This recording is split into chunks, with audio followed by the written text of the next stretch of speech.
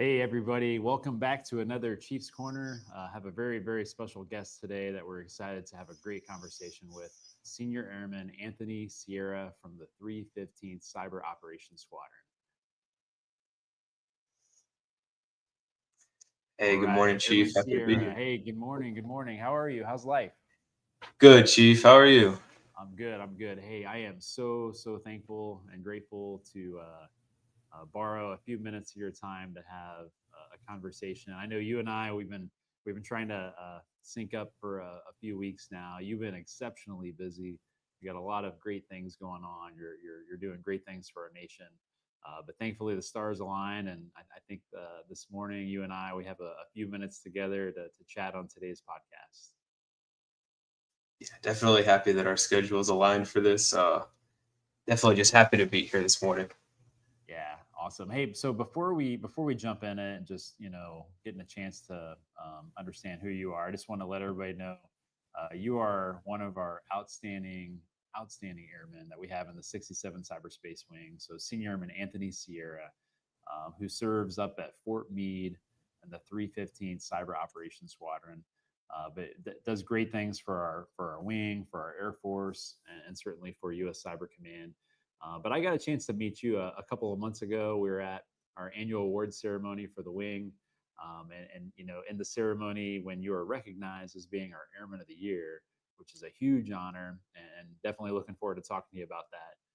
You gave this inspiring and kind of motivational speech, and it was awesome. It was so perfect. Like your words and your comments that you gave were so perfect that everybody in the audience thought, "Hey, this is scripted." Somebody gave Airman Sierra this kind of perfect speech, but it turned out this was just you on the cuff, and you didn't know if you're going to win, but in that moment of time, you just kind of embraced the opportunity to share with everybody what that moment was like for you, and it was very motivational. And I was talking to my wife Cassie afterwards. I was had her at the event with me, and she talked about all the speakers we had, all the words that were said. But by far and away, the best words of the night were from Airman Sierra.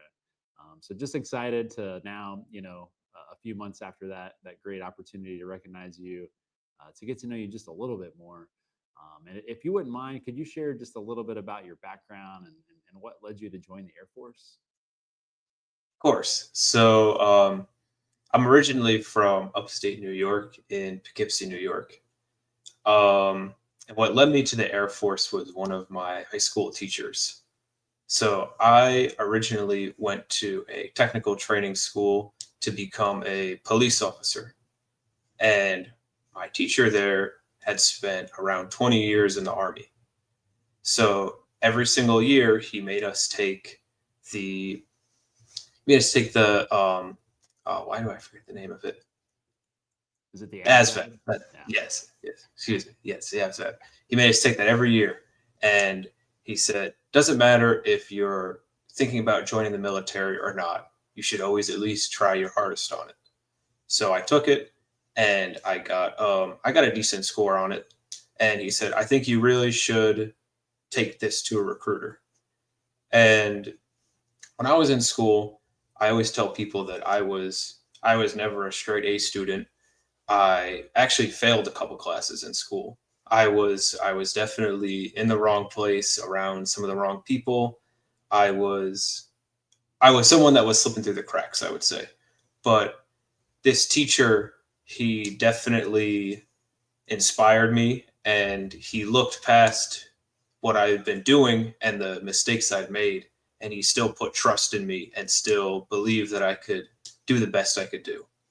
So I went to the recruiter, I showed him the score, and from there it was history. I joined the Air Force. I was shaped throughout the people I had met, through the training I had taken, through all the experiences that the Air Force has provided me. And now I would like to say that I'm in a much better place and I'm doing the right thing. Awesome. Wow. Yeah, no, Airman's here. Thanks for sharing that. It definitely is something that resonates with me. In an earlier part of my life, I kind of found myself around people that weren't the greatest people in the world. But it's funny how when you when you kind of remove yourself from that environment and maybe put yourself around people that are better, how that can kind of change the course of your trajectory. I'm so grateful for your teacher, certainly, his service to his country, but how he instilled that kind of spark in you that at least interested you to want to learn more, and kind of led you on your path to a recruiter and to the Air Force. So why'd you pick the Air Force and not one of the other services? So it was my teacher and my uncle. They were both in the army, um, both around the time of Iraq and Afghanistan, and they both had some experiences they weren't too happy of around there. Um, so they always told me, hey, if you're going to join a branch, of course, make your own decision. But Air Force was always the one that was recommended to me. It was always the quality of life, the quality of training, the people in the force itself. It was all around, just like they said, it was much better from all of their experiences they had with the Air Force.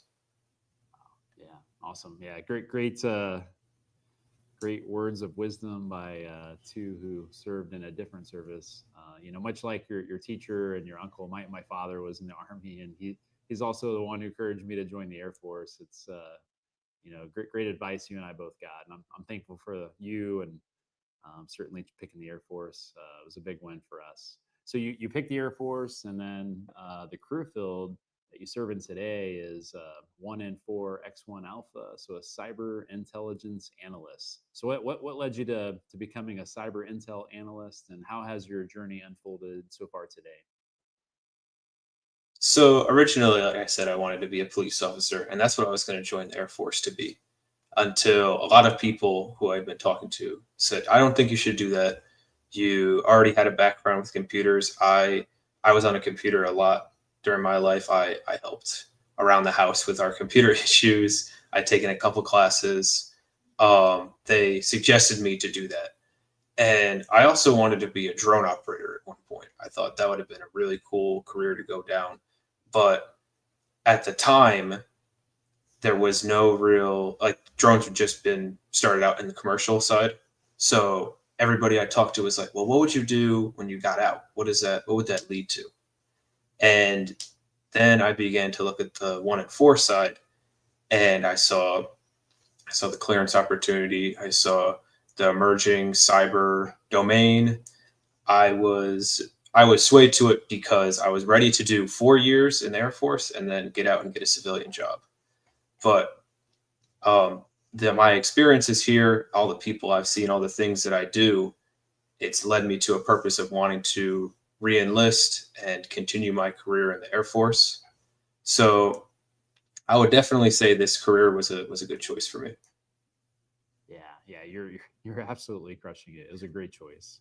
Our nation, our military, we rely on cyber. Cyber is integral to every part of war fighting.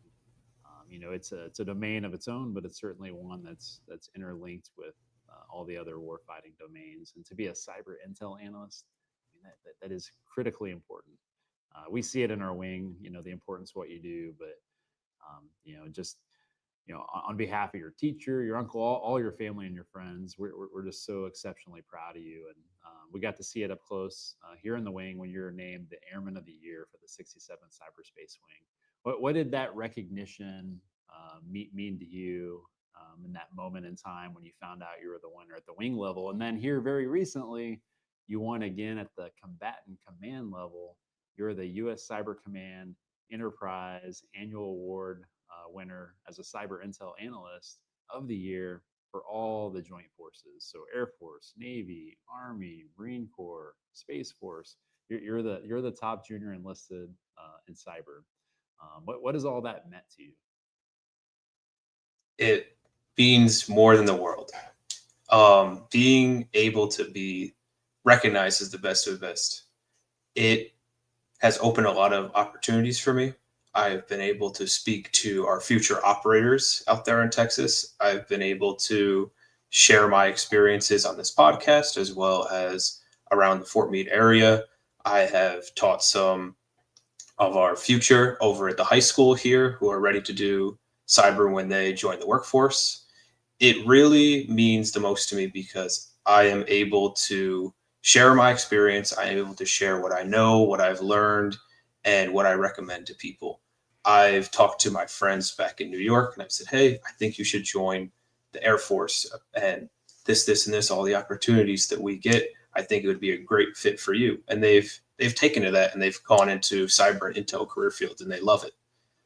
Um, it's definitely just been that the recognition is great and all the hard work that not only myself but my team has put in for me to be here is immense. The 10, 12 plus hour work days that we've put in, it's it's undeniably like my team has gotten me here.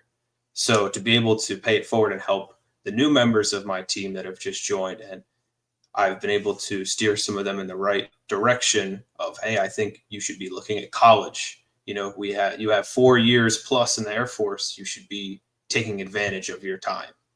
I think being around our top leadership and the other winners at the wing level have they've really shown me like, hey, you need to be not only doing the best that you can, but making sure others around you are doing the best that they can as well. Awesome.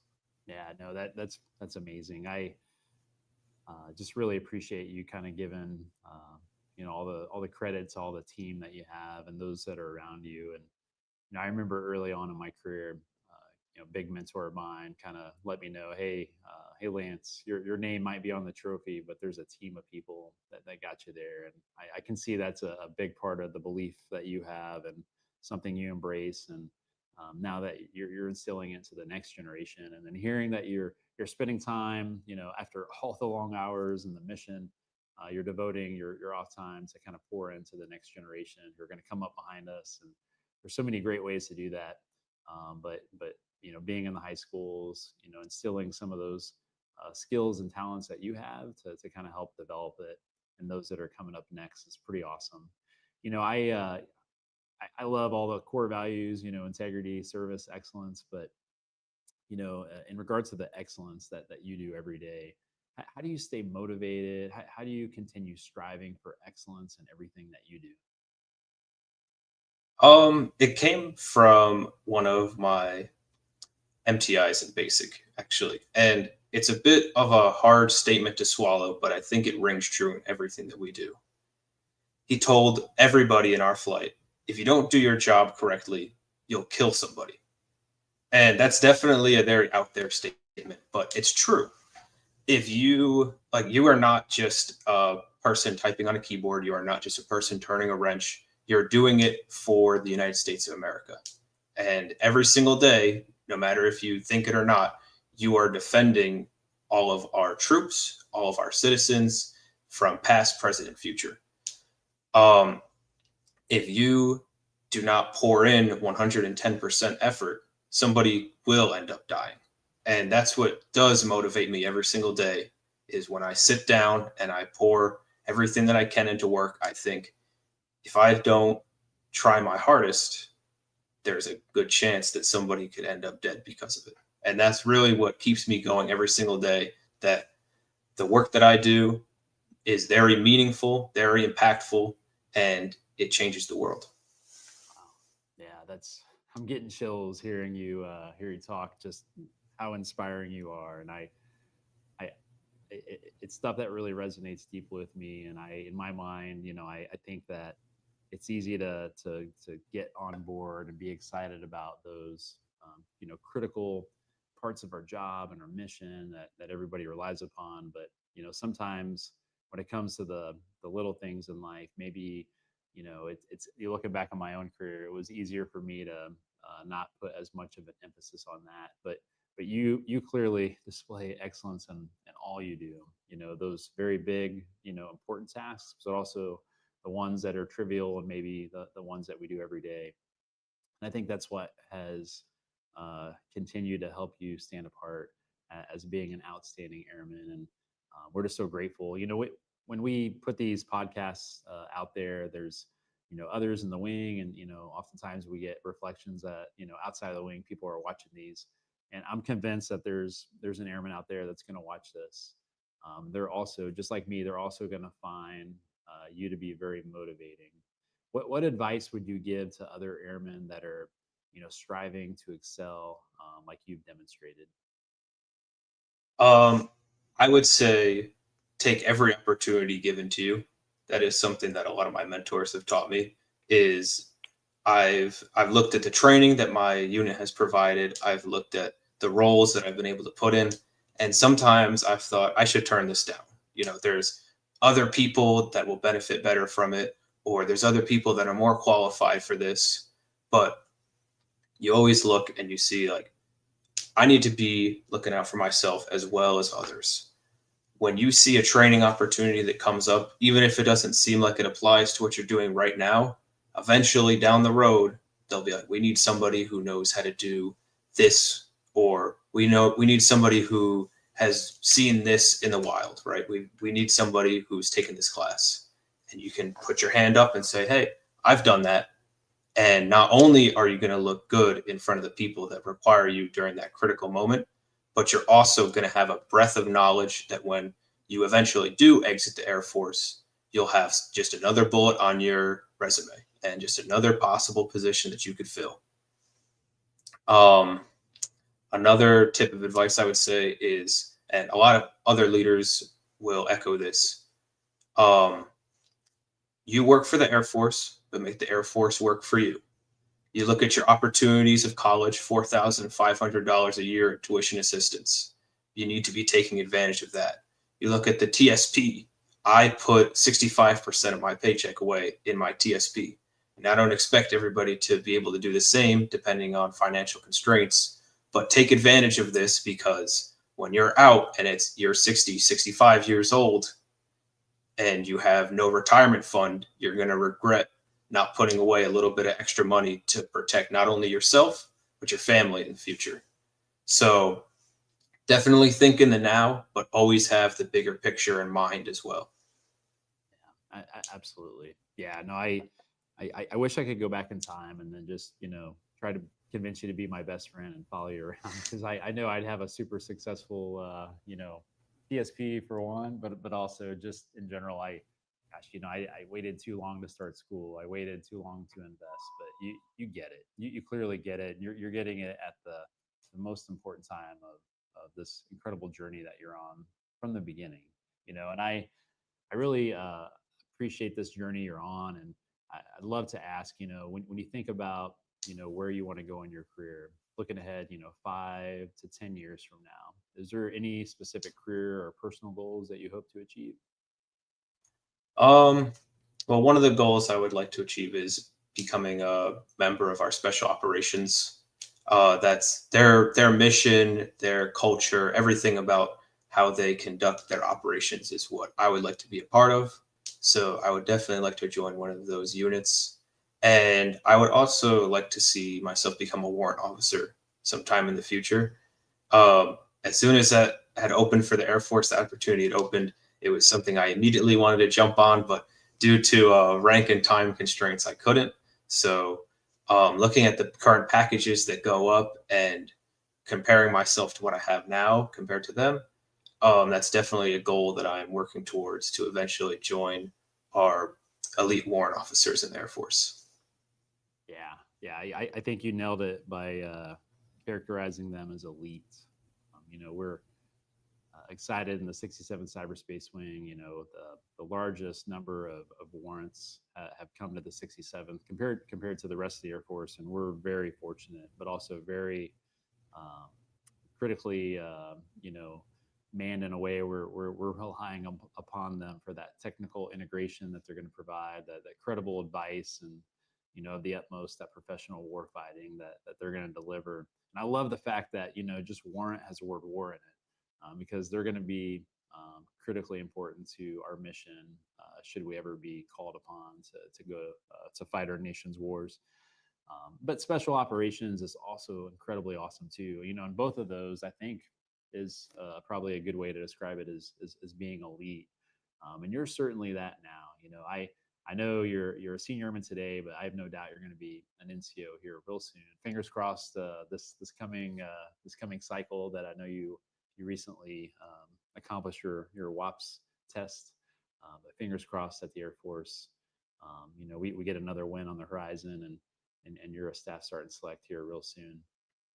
As we kind of wrap up this podcast today, I'd love to offer you a chance to give a shout out to anybody who's supported you on this incredible journey that you've been on so far. So of course my unit, every single person in there has been a member of my journey in some way. I love my unit. But the two main mentors that I've had on my Air Force journey is my OpCon supervisor, CWT1 Rojas. He is an amazing individual. I say he trained up half of the CNMF forces that we have today. They are, I would say, when he leaves the service, it'll be a great detriment to our training over there in the CNMF. But I know somebody will soon pick up his slack. Another one of my great mentors, I would have to say, is the 315th SCL, Chief Lowe.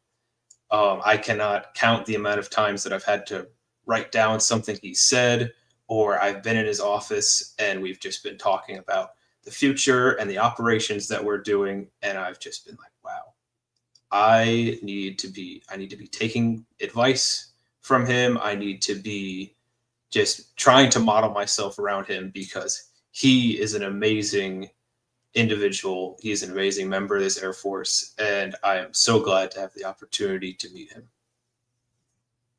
Yeah, awesome. I'm grateful that you gave a shout out to your CW2, who's been incredible for you and so many others. And the one great thing I've come to learn in my couple of years in the Air Force and serving in joint capacities is there's great leaders like that who do a phenomenal job at training the next generation. I think he's been doing that with you and a lot of others like you. So that way, whenever he transitions on to what other opportunities in life that may come, he'll leave a great team behind to kind of take the baton and move forward. Thanks for giving that shout out to Chief Lowe. He's a mentor of mine too, and I think every time I get a chance to be in a room with him is an opportunity I gain more than I ever give. He's a great leader, a great chief, and we learn a lot from him in the time that he's been in your unit and certainly our wing. So last opportunity, want to offer it up to you if there's any final words of wisdom or encouragement that you'd like to share before we wrap this podcast up. Just a few. Mainly, again, try 110% and everything you can. You never know what opportunity, it may seem small now, but when you put in that effort and you stand above the rest, you never know how far that opportunity will go.